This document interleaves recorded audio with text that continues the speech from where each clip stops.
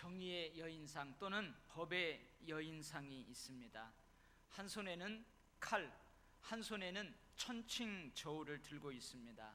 이 저울은 엄정한 법의 기준을 상징하고, 칼은 그러한 기준에 의거한 판정에 따라 법을 집행하는 힘을 상징합니다. 그리고 이 여인상의 특징 한 가지가 더 있는데요, 눈을 가리고 있다는 것입니다. 법의 판정에 있어서 사사로움을 떠나 공평성을 유지해야 한다는 상징입니다. 하나님께서는 이스라엘 백성들에게 율법을 주셨습니다. 출애굽기 21장에서 이 율법 집행에 대해서 이렇게 말씀하십니다. 생명은 생명으로, 손은 손으로, 이는 이로, 눈은 눈으로, 발은 발로, 된 것은 된 것으로, 상하게 한 것은 상함으로, 때린 것은 때림으로 갚을지니라.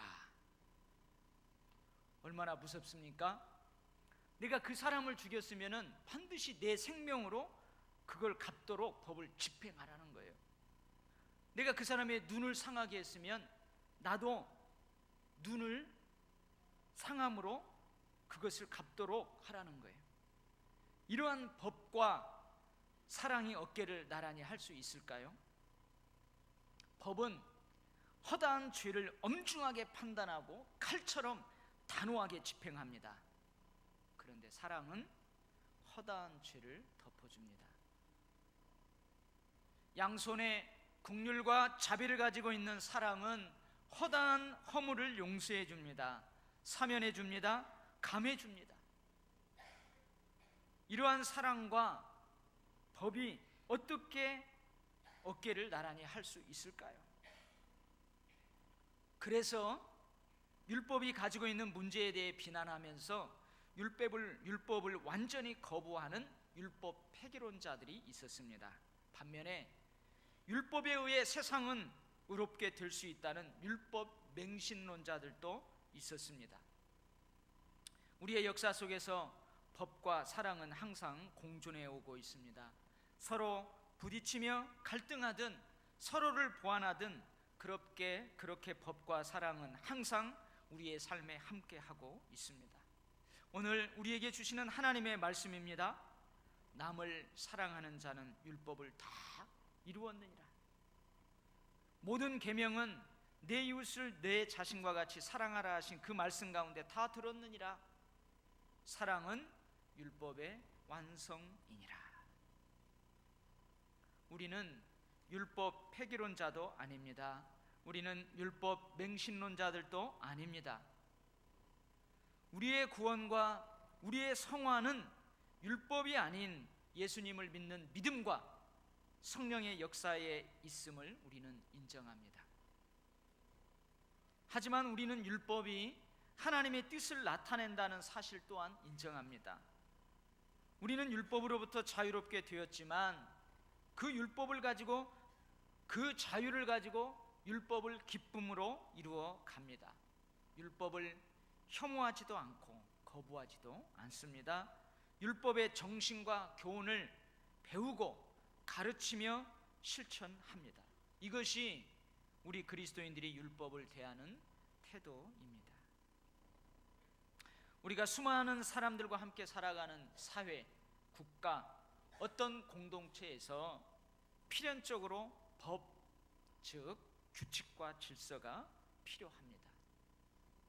아모스 선지자는 외쳤습니다. 모든 정의를 물같이, 공의를 마르지 않는 강같이 흐르게 할지어다. 법의 집행을 통해서 그 사회에 하나님의 정의와 공의를 이루어 가는 것입니다.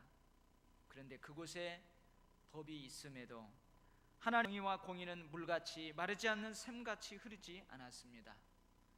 그 공동체에 존재하는 법 자체가 문제가 아니었습니다. 그 법을 다루는, 법을 집행하는 사람들이 문제였습니다. 여호와의 율법을 멸시했습니다. 그 규례를 올바르게 지키지 아니했습니다. 올바르게 집행하지 아니했습니다. 너희는 의인을 학대하며 뇌물을 받고 성문에서 가난한 자를 억울하게 하는 자로다. 법을 집행하는 그들은 은을 받고 의인을 악인으로 만들어 버렸습니다. 의인을 악인으로 팔아버렸습니다. 신 한 켤레를 받고 가난한 자를 팔아버렸습니다. 힘없는 자의 머리를 티끌먼지 속으로 발로 밟고 연약한 자의 길을 굽게 하였습니다. 이러한 때 어떤 선지자도 어떤 지혜자도 이러한 악한 관행을 지적하지 아니했습니다. 그만큼 그 사회는 타락했습니다. 그런데 아모스 선지자만은 이렇게 외칩니다. 너희는 악을 미워하고 선을 사랑하며 성문에서 정의를 세울지어다. 하나님께서는 이스라엘 백성들에게 율법을 주셨어요. 그리고 그 율법을 주시면서 각 성읍에 그 율법을 가르치고 지키고 집행하는 재판관들을 세웠습니다.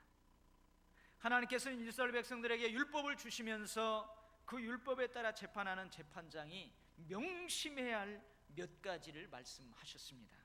첫 번째로 공의로 재판하라, 공정히 판결하라, 재판을 굽게 하지 말라, 그렇게 명심하라고 말씀하십니다.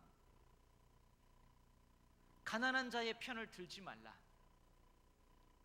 그렇다고 세력 있는 힘 있는 자를 두둔하지도 말라. 송사를 들을 때에 쌍방간에 공정히 판결하라. 심지어 타국인도 그리하라. 외모를 보지 말고 귀천을 차별 없이 듣고 사람의 낯을 두려워하지 말라. 이게 하나님의 율법을 집행하는 재판관들이 명심해야 될 첫 번째입니다. 두 번째는 뇌물을 받지 말라. 자신의 이익을 도모하기 위하여 이웃을 비방하지 말고 죄 없는 이웃의 피를 흘리지 말라. 뇌물은 재판장 지혜자의 눈을 어둡게 하고 의인의 말을 굽게 하느니라. 자기의 이익을 위하여서 죄 없는 사람의 피를 흘리도록 하지 말라는 거예요. 뇌물을 받지 말라는 거예요. 그 뇌물로 인해서 눈이 어두워져요. 잘못된 굽어진 판결을 할 수 있어요. 그래서 뇌물을 절대 받지 말라. 세 번째, 재판은 하나님께 속한 것인 것을 명심해라. 재판장은 하나님을 대신하는 사람이다. 그러니 재판할 때에 하나님을 대신하는 사람으로 지금 하나님이 여기에서 지켜보고 있다는 하나님을 두려워하는 떨리는 마음으로 그 법을 집행하라. 법은 그 사회에 하나님의 공의와 정의를 세웁니다. 이런 법과 질서가 무너지면 반칙이 판을 치게 되어 있습니다. 법을 집행하는 자의 문제에도 불구하고 법과 질서는 그 공동체에 반드시 필요한 것입니다. 그러나 법과 원칙이 꼭 필요하지만 법과 원칙만으로는 그 사회는 행복할 수 없습니다. 사랑이 있어야 합니다. 용서가 있어야 합니다. 긍휼과 자비가 있어야 합니다. 아버지와 딸이 규칙을 정했어요. 딸아, 너는 밤 10시에는 반드시 집에 들어와 있어야 한단다. 혹 무슨 사정으로 10시를 넘길 때에는 반드시 아빠에게 엄마에게 전화를 한다. 이것을 어길 경우 너는 한 달 용돈은 삭감될 것이고 한 달간 외출 금지다. 딸도 기쁘게 동의했습니다. 그런데 여러분, 이 딸에게 이 규칙을 지키지 못하는 경우가 발생할까요? 안 할까요? 합니다. 그래서 규칙을 지키지 못하는 경우가 발생했습니다. 아버지는 칼같이 그 규칙대로 집행합니다. 가정이 행복할까요? 그 딸이 행복할까요? 아니, 칼같이 그 규칙대로 딸을 통제하는 그 아버지의 마음은 어떨까요? 사랑하는 성도 여러분, 분명 이 규칙은 있어야 합니다. 그러나 이 규칙만으로 가정의 지속적인 행복은 만들어낼 수 없습니다. 지속적인 행복을 지켜낼 수 없습니다. 아버지의 딸을 사랑하는 그 사랑이 있어야 합니다. 딸이 아버지를 사랑하는 그 사랑이 있어야 합니다. 그래야 그 가정이 좀 쉴만한 가정이 되는 거예요. 살얼음판 같은 그러한 가정이 아니라 쉬고 기뻐하고 즐거워하고 그럴 수 있는 가정이 되는 것입니다. 우리는 그 유명한 솔로몬의 지혜로운 재판을 잘 알고 있습니다.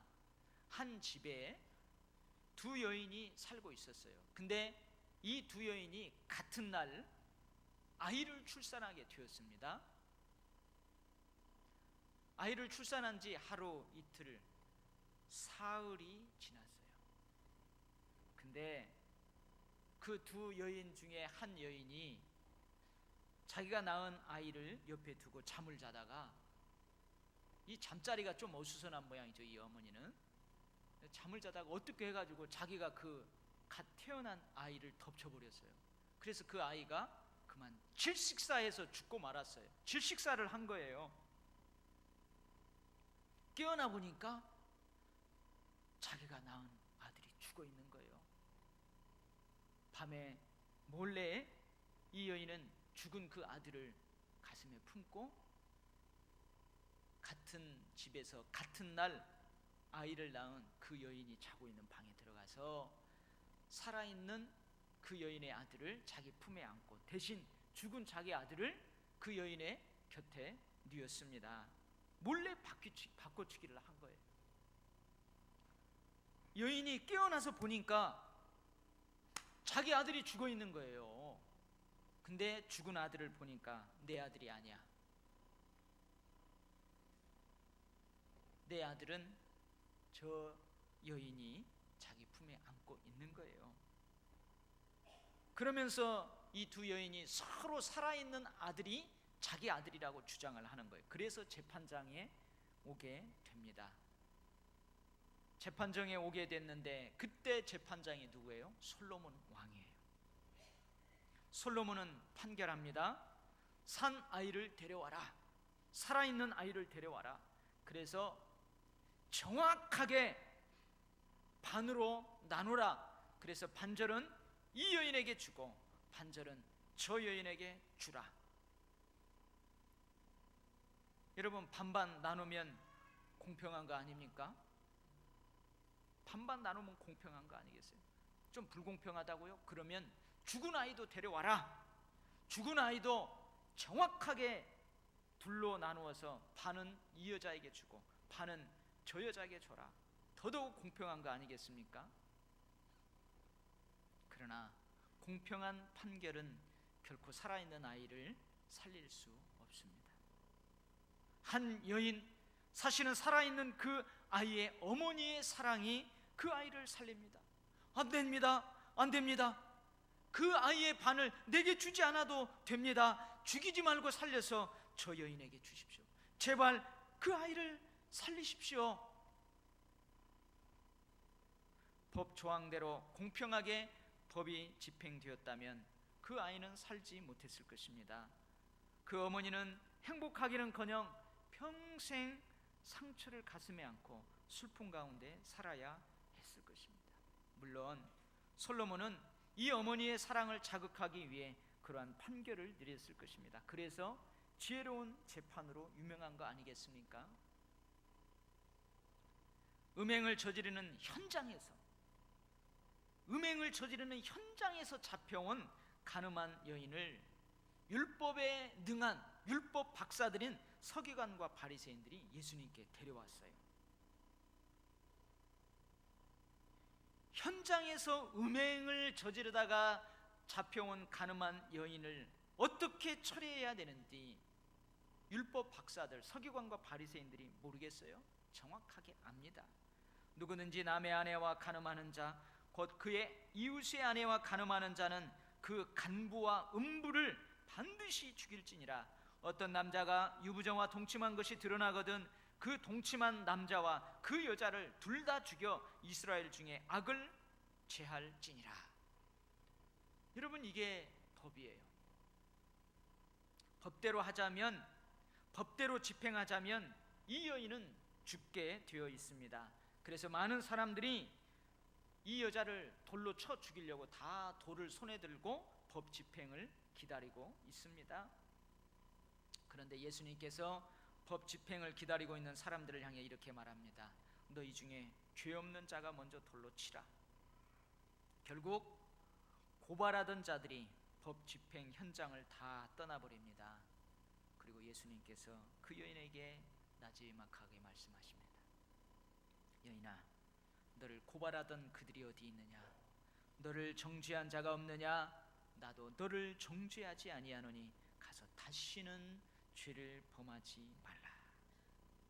사랑하는 성도 여러분, 그 여인을 향한 예수님의 긍휼하심과 자비하심, 그 사랑이 이 여인을 살렸습니다. 이런 사랑과 긍휼과 자비하심을 덧입은 이 여인이 또다시 음행하는 삶을 살았을까요? 모르긴 몰라도 그 사랑 때문에, 그 긍휼과 자비하심 때문에 이 여인은 결코 과거의 삶으로 돌아가지 않고 새로운 삶을 살았을 것이 분명합니다. 사랑하는 성도 여러분, 하나님은 사랑이시라. 요한일서 4장 16절 말씀을 믿습니까? 하나님은 긍휼이 많으시고 은혜로우시며 노하기를 더디하시고 인자하심이 풍부하시도다. 이 시편의 말씀을 여러분 믿습니까? 요나의 고백입니다. 선지자의 고백이에요. 저 니느웨 성이 망할 거니까 가서 외치라는 거예요. 그래서 요나가 마지못해서 갑니다. 근데 하나님이 그 재앙을 내리지 않았어요. 주님, 내가 뭐라고 했습니까? 주님은, 하나님은 은혜로우시며 자비로우시며 노하기를 더디하시며 인애가 크시사 뜻을 돌이켜 재앙을 내리지 아니하시는 하나님인 줄 내가 알았습니다. 이미 이럴 줄 알았습니다. 이게 요나가 고백하는 거예요. 하나님의 은혜가, 하나님의 긍휼하심과 자비하심과 그 크신 사랑이 솔로몬 시대에 낳은 지 사흘 된 그 아이를 살렸습니다. 음행하는 현장에서 잡혀온 간음하는 여인을 살렸습니다. 용서했습니다. 그런데 말입니다, 생명은 생명으로, 눈은 눈으로, 이는 이로, 손은 손으로, 발은 발로, 된 것은 된 것으로, 상하게 한 것은 상함으로, 때린 것은 때림으로 갚을지니라. 여러분, 이 말씀에 긍휼이 있습니까? 여러분, 이 말씀에 자비가 있습니까? 이 말씀에 사랑이 있습니까? 전혀 긍휼이 없어요. 자비가 없어요. 사랑이 없어요. 근데 이 말씀은 누구의 말씀이에요? 이 말씀을 하시는 분은 누구예요? 어떤 분이에요? 긍휼과 자비와 사랑이 크신 하나님이십니다. 긍휼과 자비와 사랑이 크신 하나님의 말씀이에요. 그렇다면 우리는 이 말씀을 어떻게 이해해야 할까요? 생명은 생명으로, 눈은 눈으로, 이는 이로 갚으라. 이 말씀에 전혀 긍휼이 느껴지지 않아요. 자비가 없어요. 사랑이 없어요. 근데 이 말씀을 하시는 하나님은 긍휼과 자비와 사랑이 크신 하나님이래요. 우리가 이것을 어떻게 이해해야 하냐 이 말이에요. 로마서 3장 20절 말씀입니다. 율법으로는 죄를 깨달음이니라. 율법으로는 죄를 깨달음이니라. 하나님께서는 율법을 통하여 죄가 무엇인지를 우리로 알게 하십니다. 하나님께서는 율법을 통하여 죄가 무엇인지 우리로 하여금 깨닫게 하십니다. 그래서 우리로 하여금 그 죄를 멀리하며 죄를 짓지 말며 죄를 다스리게 하십니다.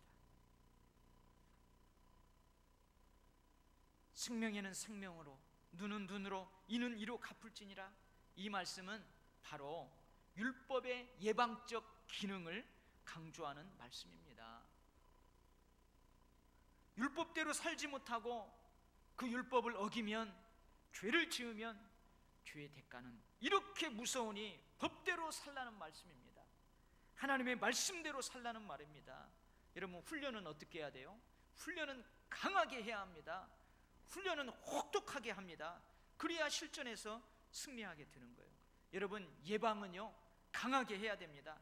예방은 단호하고 무섭게 해야 하는 것입니다. 여러분, 옛날에 그 새마을 운동이 한참일 때 쥐 잡는 날이 있었어요. 여러분 기억하시나요? 잘 살아보세, 잘 살아보세. 그 새마을 운동이 한참일 때 쥐 잡는 날이 있었어요. 근데 이제 쥐 잡는 날이 가까이 오면 집집마다 개를 훈련합니다. 집집마다 키우는 이 똥개를 훈련해요. 풀어놓았던 개도 묶어놓고 또 훈련을 하는데, 여러분 어떻게 훈련하냐면 죽은 쥐를 그 개 앞에 던져놓습니다. 그리고 가만히 지켜봐요. 그러면 그 개가 그 죽은 쥐를 딱 먹으려고 그래요. 그러면 어떻게 해요? 먹지 마! 하면서 먹으려고 하면은 어떻게 해요? 개 패듯이 패고, 그 죽은 쥐를 개가 먹으려고 하면은 먹지 마! 메리 먹지 마! 먹으면 안 돼! 너 죽어! 개 패듯이 뚫 패는 거예요. 그 다음 날도 또 훈련합니다. 한 3일간 그렇게 훈련을 시켜요. 혹독한 훈련, 단호하고 무서운 예방법은 은혜도 없고 자비도 없고 국률도 없고 찔러도 피 한 방울 안 나올 것처럼 느껴지는 것입니다. 그러나 실상은 그렇지 않습니다. 그 혹독함은, 그 단호하고 무서움은 사랑의 또 다른 모습이에요. 나를 향한 국률과 자비하심의 또 다른 모습입니다. 여러분, 왜 죽은 쥐를 먹지 못하게 먹으려고 하면 그 개를 개패듯이 뚫패요? 그게 안 죽게 하려고 하는 거예요. 그 개를 살리려고 하는 거예요. 하나님께서 명하신 여러 제사들 중에 속죄제와 속건제가 있습니다. 이 속죄제는 뭐냐면, 내가 하나님의 말씀대로 살려고 하다가 내가 죄를 지었어요. 큰 죄를 지었어요. 그러면 하나님 앞에 그 죄를 지고 나오는 거예요. 그리고 그 죄로 인해서 내가 죽어야 되는데 대신 짐승을 끌고 와서 그 짐승을 죽여서 그 짐승을 하나님 앞에 드려요. 그러면서 내 죄를 용서받는 것입니다. 이게 바로 속죄제고 속건제예요. 이 제사는 어떤 의미일까요? 이 제사는 어떤 의미일까요? 그렇게 먹지 말라고 개 패듯이 때렸는데도 쥐 잡는 날 집집마다 죽어나가는 개들이 참 많았습니다.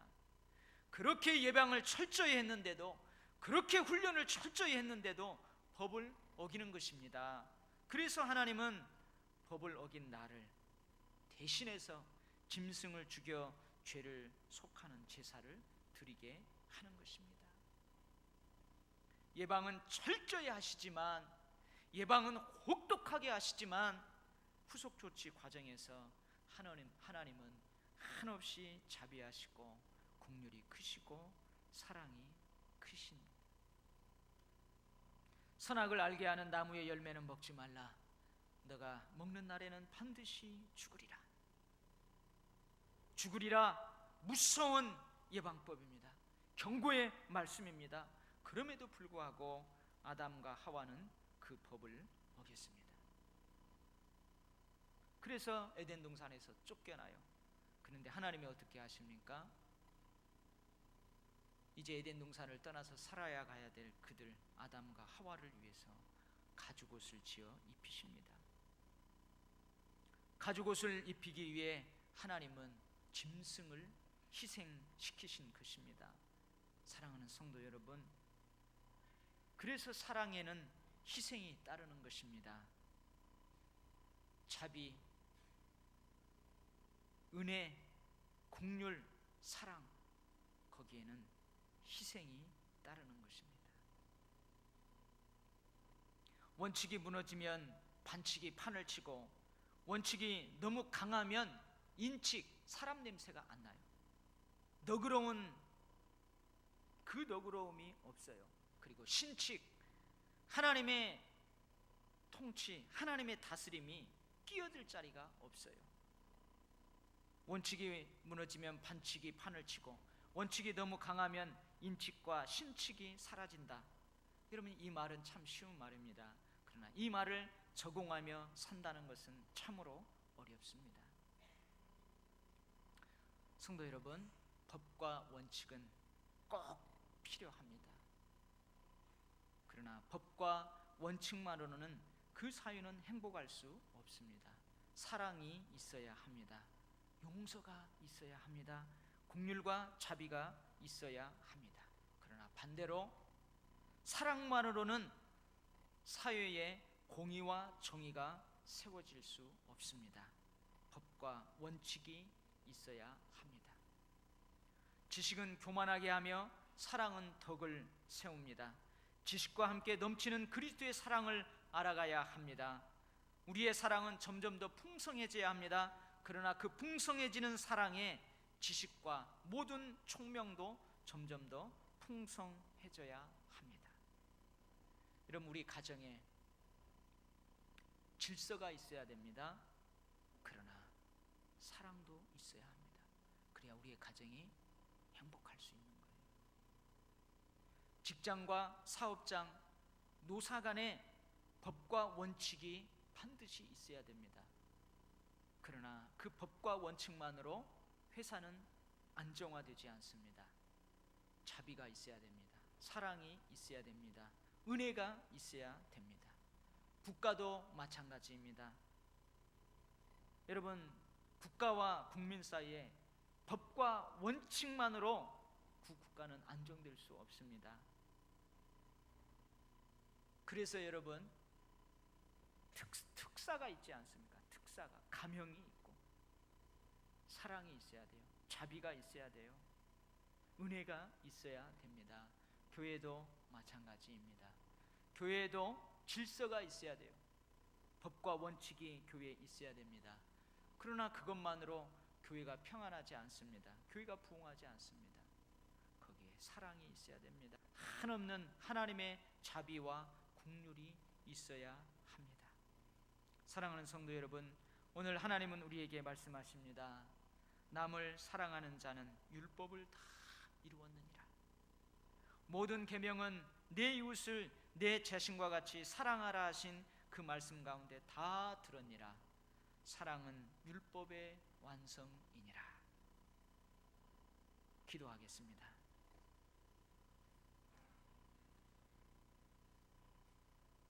하나님 아버지,